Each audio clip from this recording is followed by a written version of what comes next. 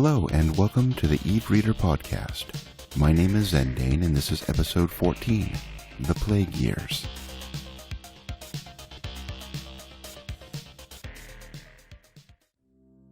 Fermar looked at the sun for the last time.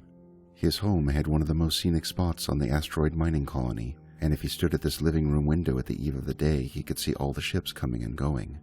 One had docked just now. Fermar inhaled deeply, holding his breath before slowly letting it out again.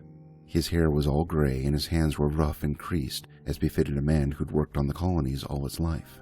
He noticed his own reflection in the window, superimposed on the starry blackness. It seemed to be smiling. There was a knock and the sound of someone opening the door outside. A man said, "He's in there, sir," and another voice said, "Thank you, I'll see myself in." There was the sound of a door closing.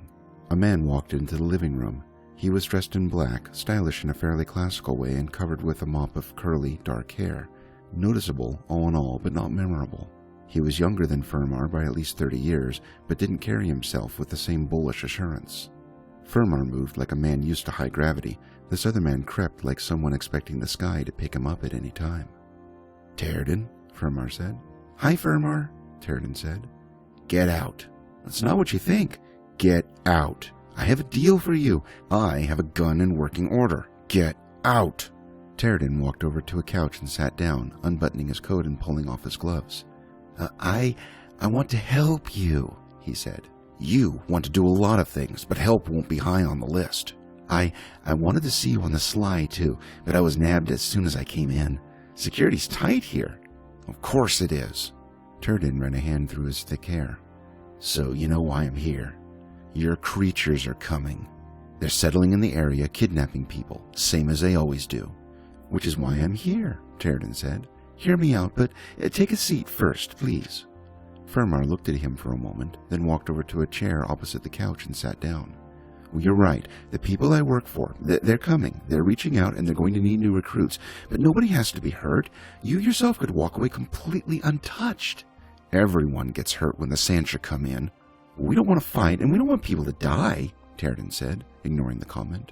"You and I, we know each other. You remember what it was like last time, and I don't want that to happen again. I want you to give up this colony and convince the people to surrender so we can move in quietly and without bloodshed." "You know what happened in the Plague Years," Fermar said. "Why did you even bother coming to me?" "Because I do remember the Plague Years, and the time before them, too. I remember being taken in for a long time when I didn't have anywhere else to go, and I remember a family that showed me kindness when I didn't always deserve it." "Damn straight you didn't." "And I remember Carla." Fermar jumped to his feet as if he'd been stung, glowered at Terden and seemed about to say something, hesitated, then merely stood there in silence. Finally, it was as if all the air went out of him and he sat down heavily again. The two men sat there, unmoving. After a while, Fermar said, "Drinks in the wood cabinet and lounge in the other room. No ice." Terden got up and walked out of the room. There was a clink of glasses and he returned, handing a drink to Fermar and holding one himself. "There was only one bottle. I don't go much for alcohol," Fermar said. "I serve guests, that's it." "Always happy to be a guest here," Terden said, and took a sip, then grimaced. "Strong stuff." Fermar held his glass at arm's length, as if he'd forgotten about it. He had a faraway look in his eyes. "Why did you bring her up?" he said. "When we come in, who do you think is going to be in the lead?" Fermar put his glass down and stared at Terden. "You all did me a lot of good during hard times," Terden said. "But that's over now. These are new times. Remember Administrator Melview?" "You will not mention that name again." "It's the height of the Plague Years, and I won't pretend that the term doesn't apply to the Sancha too, because they came right when everything was bad enough already. So what happens? The leader of the mining colony is approached one night at his house by a scout like me, and he gets an offer, same as you do now, and he takes the offer. We move in, not intending any violence, but then some people get it into their heads that they want to fight. So they fight, and they get hurt, and some of them manage to run away, and some of them don't, all because the colony leader tried to make a sensible deal with us, and some people made a bad decision." Terden leaned forward. "It doesn't have to happen again. To hear you, of all people, saying this. Well, they're coming, Fermar, and you're the leader now. But I know that you can keep your people in check, so I offer you the same deal as they did back then." He leaned back, waiting for an answer. When no one's forthcoming, he said, "You know, they don't always do this. Sometimes they just move in, especially when they're hungry for people. Oh, believe me, with the capsule leaders thinning out their numbers, they're real hungry right now. But I know you, and I asked to come here and smooth things out. We might fight back this time, too. I have contacts, and I've heard of the Sancha coming, and I made sure that we had weapons. That's stupid, Terradin said. Stupid and suicidal. They have my daughter. You know this. You people are on the other side of everything. They fell silent. Terradin looked around. Yeah, I know. Thanks for the reminder. It's not like I'm here trying to help you, you ungrateful old fossil. He looked back at Fermar. I wasn't going to bring up family, but since we're on the subject, how's your wife? She's dead, Fermar said. Well, that a fact. Is that why you have no pictures of her around here? Terradin said. He waved his hand at the walls. I see pictures of your daughter here, but not your wife. That's surprising, isn't it? Fermar sat silent. Terradin continued. I think she's dead to you, which is usually a little different, though right now I think it comes out about the same. When did you lose her? After we came? Long after? Why the hell are you asking this? Because the only one that matters to you now is Carla, and I don't believe for a second that you're being colony leader because you want to.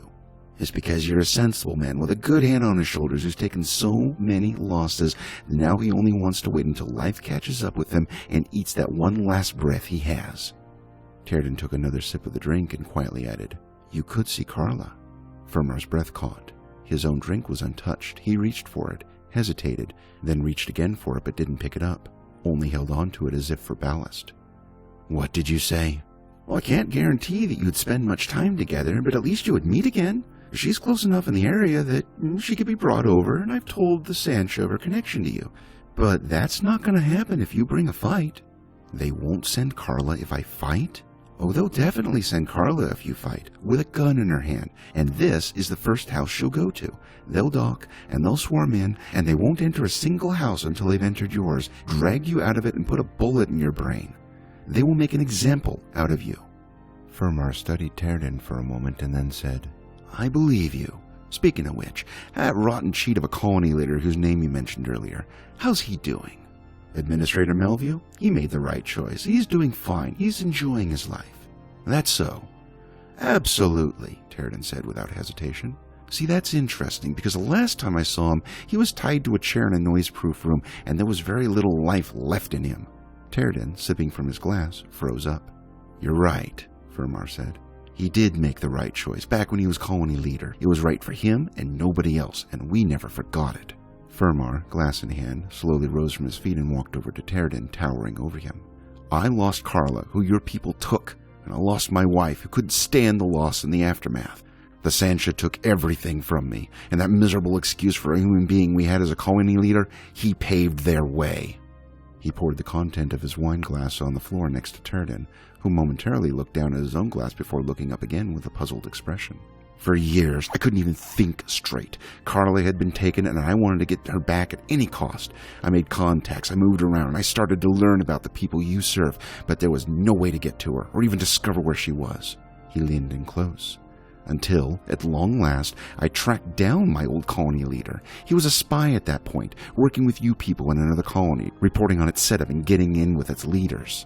And you ratted him out to be tortured and killed. During which I discovered the life among the true slaves isn't really that pleasant. In fact, it's downright rotten. You're taken in and made into a mindless drone, subject to the whims of a single person who certainly doesn't bear your interests at heart, and eventually it drives you insane. Doesn't matter what level your implants are. There's a threshold beyond which you start to rebel against a lack of free will, and your subconscious realizes it's been trapped. It's extremely painful in the long run, though the symptoms break out in unusual ways. You've never thought about how willing those people are to die for your master. You would think that even his machinery couldn't erase that survival instinct. But once you've been his slave for long enough, apparently all you want to do is die. Terradin took a long, slow sip. I'm perfectly fine, he said. Well, you scouts get more autonomy than the rest, Fermar said. All they need to do is keep tabs on you, not control you. They'll have vetted you and found that you're one of the rare breed who willingly joined the Sancha. You're safe. Terradin stared at him, his jaw clenched. Was there something wrong with the wine? He said at last, nodding his head towards the puddle of alcohol on the floor and lifting his own glass to his mouth. Oh, it's poisoned, Fermar said. Terradin stopped, wine in his mouth. He slowly swallowed and said, "I've finished half a glass, Fermar." Fermar looked at the spreading stain on the floor. Terradin followed his gaze, dropping his own glass in the process. When Terradin looked up again at Fermar, the old man had a gun in his hand. Terradin's eyes widened and he started to rise, but Fermar shot him, first through a knee and then through each shoulder. Terradin dropped to the floor, screaming, and Fermar leaned down beside him, saying, "Before you go into shock, I want to tell you something. I know this won't get to the Sancha because they don't use direct feeds on their scouts. First off, the wine wasn't poisoned. I wanted to slow you down a bit, make you comfortable, and distract you at the end. Which is funny, because that's pretty much what your type does when you're about to pounce on the innocent people. Second, I know Carla's in this region. She's been here for a while. It was a long while before I realized that I couldn't possibly go after her, and if I tried, they'd either kill me or move her somewhere I'd never find her. So I'm bringing her here, to me." Terradin was quiet, gasping for breath. Fermar arose, grunting with the effort. "Once every... He hesitated, then fired a shot into Terradin's arm. Terradin screamed, and his hand, which had been reaching into his clothes, dropped back into view, a small pellet rolling out of its grip.